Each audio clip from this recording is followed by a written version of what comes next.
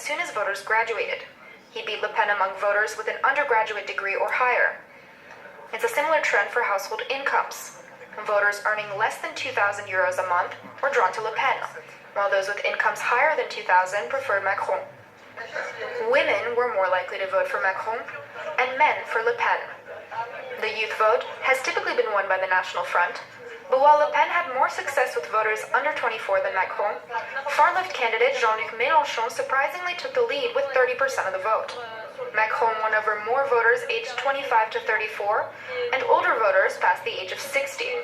Conservative candidate François Fillon took home a whopping 45% of voters over the age of 70. Well, after Macron and Le Pen, the candidates with the most votes last Sunday during the first round were François Fillon and Jean-Luc Mélenchon. The Conservative candidate has already endorsed Macron for the next round, joining socialist Benoît Hamon and President François Hollande. But Mélenchon's refusal to do the same has been controversial. The far-left candidate says it's not up to him, but his party faithful to decide. Well, earlier we asked Dr. David Lees, a professor in French studies at the University of Warwick in the UK, what he made of that decision. Mélenchon's failure to endorse Macron could be seen by some, certainly by some mainstream members of the French population and indeed political classes, as being rather irresponsible. I would suggest that he's perhaps really ensuring he has no fault in the election results whatsoever. Very sort of, in some ways, a shrewd political move perhaps, but in some ways arguably rather unclear and certainly not very helpful from the point of view of Macron.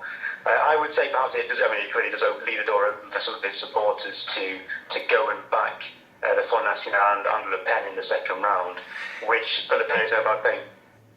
In one of his final acts as president, François Hollande has led tributes to Xavier Jugelé, the French police officer killed in last Thursday's gun attack. Jugelé was in the driver's seat of a police van on the Champs-Élysées when he was shot and killed by an attacker with an assault rifle. Alexander Orcott reports. A popular and dedicated police officer who was killed in the line of duty. Xavier Jugelé spent more than 15 years in the police force and had been among the officers who guarded the Bataclan after it was attacked in November 2015. A year and a half later, his civil partner said the writings of a man who lost his wife at the music venue have helped him with his grief. Je souffre sans haine. I suffer without hatred.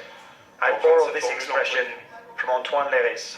When the first messages were issued informing the Parisians that a serious event was taking place on the Champs-Élysées and that a policeman had lost his life, a small voice told me that it was you, and so I recalled this generous and healing expression.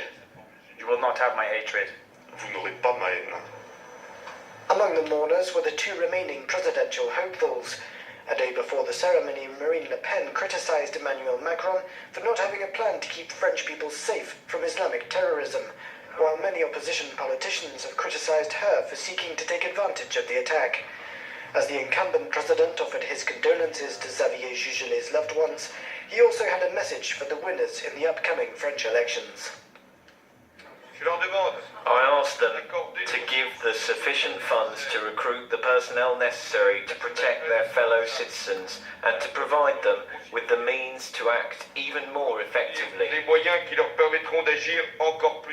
This is what I've done for the last 5 years.